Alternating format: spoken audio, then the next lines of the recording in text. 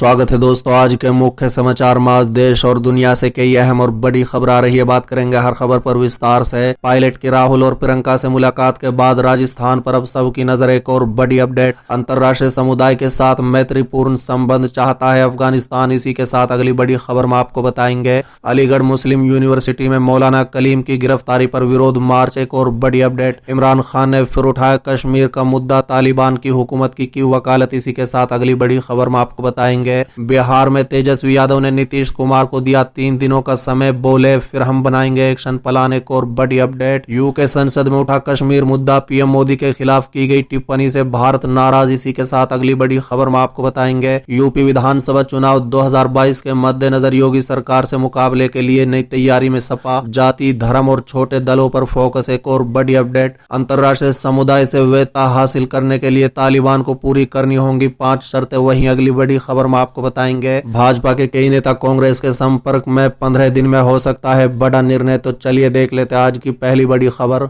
Pilot की राहुल और प्रियंका से मुलाकात के बाद राजस्थान पर अब सबकी नजर। दरअसल दोस्तों, राजस्थान में मंत्रिमंडल विस्तार और संगठन में फेरबदल की अटकलों के बीच कांग्रेस के वरिष्ठ नेता सचिन पायलट से शुक्रवार को पार्टी के पूर्व अध्यक्ष राहुल गांधी और महासचिव प्रियंका गांधी वाड्रा ने मुलाकात की। बता दें कि राजस्थान के पूर्व मुख्यमंत्री पायलट की राहुल गांधी और प्रियंका गांधी से यह मुलाकात पंजाब में हुए नाटक के घटनाक्रम के कुछ दिन बाद हुई है, जिसमें कांग्रेस ने अमरिंदर सिंह की जगह दलित नेता चरणजीत सिंह चन्नी को राज्य का मुख्यमंत्री बनाया। बता दें कि पायलट ने पिछले सप्ताह भी गांधी से मुलाकात की थी। उन्होंने शुक्रवार को राहुल से दिल्ली के तुगलक लाइन स्थित उनके आवास पर मुलाकात की और इस दौरान प्रियंका गांधी भी मौजूद थी। बता दें, पंजाब के घटनाक्रम के बाद से ही कांग्रेस को सत्ता के गलियारों में राजस्थान को लेकर चर्चा है, जहां पर पायलट और मुख्यमंत्री अशोक गहलोत के बीच नेतृत्व को लेकर खींचातानी चल रही है। वहीं छत्तीसगढ़ राहुल गांधी की सूची में अगले स्थान पर है, जहां उन्हें पार्टी की समस्या का समाधान करना है। बता दें कि पायलट के राहुल गांधी और प्रियंका गांधी वाड्रा से हुई मुलाकात में क्या चर्चा हुई, इसको लेकर कोई आधिकारिक जानकारी नहीं दी गई है, लेकिन सूत्रों का कहना है कि कैबिनेट में संभावित मंत्रिमंडल विस्तार और संगठन में फेरबदल पर चर्चा की गई। बता दें कि पायलट लंबे समय से मांग कर रहे हैं कि राजस्थान में मंत्रिमंडल का विस्तार और राज्य के बोर्ड और निगमों में सीधर नियुक्तियां की जानी चाहिए। वो जोर दे रहे हैं कि जो कांग्रेस नेता और कार्यकर्ता उनके साथ काम कर रहे हैं, उन्हें उनका उचित हक पार्टी में दिया जाना चाहिए। चलिए अगली खबर, अंतर्राष्ट्रीय समुदाय के साथ मैत्रीपूर्ण संबंध चाहता है अफगानिस्तान। दरअसल दोस्तों, अफगानिस्तान में नवगठित तालिबान सरकार के कार्यवाहक विदेश मंत्री आमिर खान मुत्तकी ने कहा है कि देश पड़ोसी क्षेत्र देशों सहित अंतर्राष्ट्रीय समुदाय के साथ मैत्रीपूर्ण संबंध बनाना चाहता है। बता दें कि समाचार एजेंसी सिन्हुआ के अनुसार गुरुवार को काबुल में एक समारोह को संबोधित करते हुए उन्होंने कहा है कि इस्लामिक अमीरात अंतर्राष्ट्रीय समुदाय के साथ मैत्रीपूर्ण संबंध रखना चाहता है। साथ ही उन्होंने कहा है कि पड़ोसी राज्यों सहित सभी देशों के साथ सह अस्तित्व चाहता है। ये हमारा संदेश है। मुत्तकी ने यह भी कहा है कि अफगानिस्तान का इस्तेमाल किसी देश के खिलाफ नहीं किया जाएगा। नया प्रशासन किसी को भी किसी के खिलाफ अफगानिस्तान की धरती का इस्तेमाल करने की इजाजत नहीं देगा। उन्होंने कहा है कि शांतिपूर्ण स्थिर अफगानिस्तान पड़ोसी राज्यों क्षेत्र पूरी दुनिया के फायदा के लिए है। हालांकि उन्होंने कहा है कि अफगानिस्तान पर दबाव बनाने से किसी को फायदा नहीं होगा। चलिए अगली खबर, अलीगढ़ मुस्लिम यूनिवर्सिटी में मौलाना कलीम की गिरफ्तारी पर विरोध मार्च। दरअसल दोस्तों, अलीगढ़ मुस्लिम यूनिवर्सिटी में जुमा की नमाज के बाद विदेशी फंडिंग और धर्मांतरण के मामले में मौलाना कलीम सिद्दीकी की गिरफ्तारी के खिलाफ विरोध मार्च निकाला गया। इस दौरान प्रदर्शन भी किया गया। बता दें, यूनिवर्सिटी की जामा मस्जिद से लेकर बाबे सैयद तक छात्रों ने विरोध मार्च निकाला और मौलाना कलीम सिद्दीकी की रिहाई की मांग की। बता दें कि एएमयू के छात्रों ने कहा है कि उत्तर प्रदेश में चुनाव है, इसलिए मुसलमानों को निशाना बनाया जा रहा है। एएमयू छात्रों ने योगी सरकार के खिलाफ नारेबाजी की। छात्रों ने कहा है कि केंद्र सरकार जबरन मुस्लिम विद्वानों को परेशान कर रही है, उन्हें अलग अलग आरोपों में गिरफ्तार किया जा रहा है।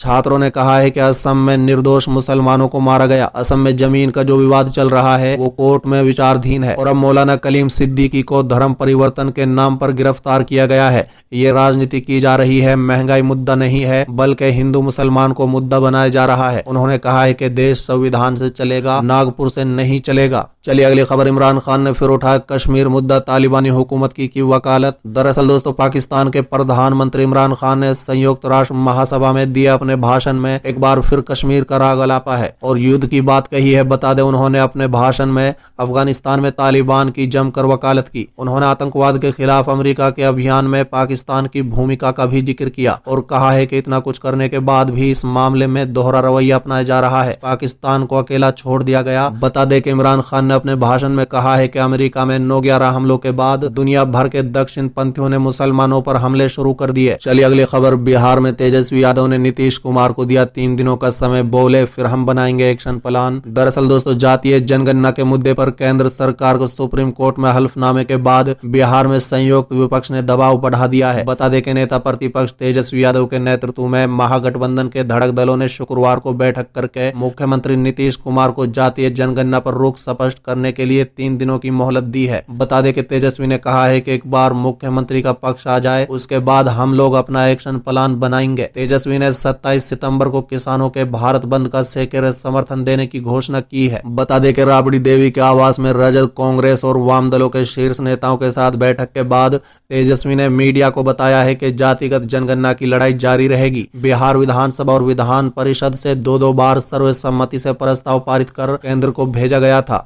ये बिहार की इच्छा है, राष्ट्र हित में है। मुख्यमंत्री के नेतृत्व में बिहार के सारे दल भी प्रधानमंत्री नरेंद्र मोदी से 23 अगस्त को मिलने गए थे। चलिए अगली खबर। यूके संसद में उठा कश्मीर का मुद्दा, पीएम मोदी के खिलाफ की गई टिप्पणी से भारत नाराज। दरअसल दोस्तों, जम्मू कश्मीर को लेकर भारत का स्टैंड हमेशा से साफ रहा है। जम्मू कश्मीर भारत का एक अभिन्न अंग है, लेकिन फिर भी कुछ देशों द्वारा जम्मू कश्मीर के मुद्दे पर राजनीति की जा रही है। ऐसा ही काम यूके के संसद में किया गया, जहां पर कश्मीर में मानव अधिकारों के विषयों पर विस्तार से चर्चा की गई। चलिए अगली खबर। अंतर्राष्ट्रीय समुदाय से वैधता हासिल करने के लिए तालिबान को पूरी करनी होंगी 5 शर्तें। दरअसल दोस्तों, इस बात पर जोर देते हुए कि दुनिया तालिबान से उम्मीदों को लेकर एकजुट है, संयुक्त राज्य अमेरिका ने 5 प्रमुख शर्तों को सूचीबद्ध किया है, जिन्हें काबुल में शासन को पूरा करना होगा अगर वो अंतर्राष्ट्रीय समुदाय से वैधता हासिल करना चाहते हैं। बता दें कि अमेरिकी विदेश मंत्री एंटनी ब्लिंकन ने बुधवार रात अफगानिस्तान पर एक वर्चुअल G20 बैठक में विस्तार से बताया कि वाशिंगटन को तालिबान से और काबुल में किसी भी भविष्य की सरकार से क्या उम्मीद करनी चाहिए। अमेरिकी विदेश विभाग के वरिष्ठ अधिकारियों ने बाद में कहा है कि बैठक में भाग लेने वाले G20 के अन्य सदस्यों के मुद्दे पर व्यापक सहमति थी। सबसे पहले ब्लिंकन ने कहा है कि अंतर्राष्ट्रीय समुदाय को तालिबान के विदेशी नागरिकों और अफगानों को देश से बाहर यात्रा करने की अनुमति देने की अपनी प्रतिबद्धता पर काम करना चाहिए। उन्होंने कहा है कि तालिबान के साथ किसी भी सार्थक जुड़ाव के लिए ये एक पूर्व उपेक्षा होनी चाहिए। दूसरा, ब्लिंकन ने पुष्टि की है कि तालिबान को आतंकवादी समूहों को अफगानिस्तान के बाहरी अभियानों के लिए आधार के रूप में उपयोग करने से रोकने के लिए उनकी प्रतिबद्धता के लिए जवाबदेह ठहराया जाना चाहिए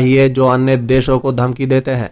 तीसरा, अमेरिकी विदेश मंत्री ने कहा है कि सामूहिक रूप से अंतर्राष्ट्रीय समुदाय को महिलाओं, लड़कियों और अल्पसंख्यक समुदाय के सदस्यों सहित सभी अफगान लोगों के मानवाधिकारों के लिए घोर समर्थक होना चाहिए। उन्होंने पुष्टि की है कि तालिबान के प्रतिशोध की हिंसा नहीं करनी चाहिए और सरकार या गठबंधन बलों के लिए काम करने वाले सभी लोगों को माफी देने की अपनी प्रतिबद्धता को पूरा करना चाहिए। चौथा, ब्लिंकन ने आगे कहा है कि तालिबान को अबाध मानवीय पहुंच मुहैया करा देना चाहिए। उन्होंने कहा है कि जब अफगानिस्तान की बात आती है तो अमेरिका मानवीय नेतृत्व के लिए प्रतिबद्ध है। अंत में ब्लिंकन ने कहा है कि अमेरिका ने तालिबान से एक समावेशी सरकार बनाने का आग्रह किया है।